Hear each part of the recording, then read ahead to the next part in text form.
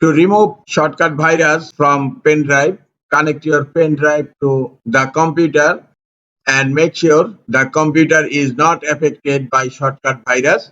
Go to File Explorer, click on this PC, iDrive. This one is my USB pen drive. Double click on USB. A shortcut virus is automatically created. Want to remove this shortcut virus?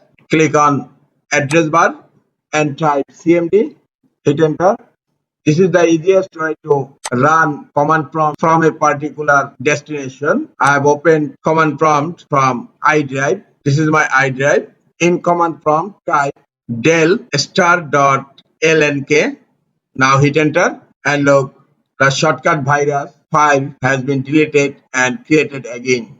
Now type attrib -h -r-s /s/d and then the drive letter.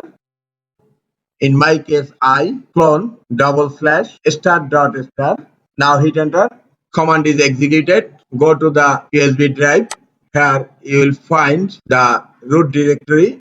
You have to remove this root dir and the shortcut file, and you will get your all lost data in this folder, the same name as the drive name. This is the easiest way to remove shortcut virus and recover lost data from USB pen drive on Windows 10 or 11 computer.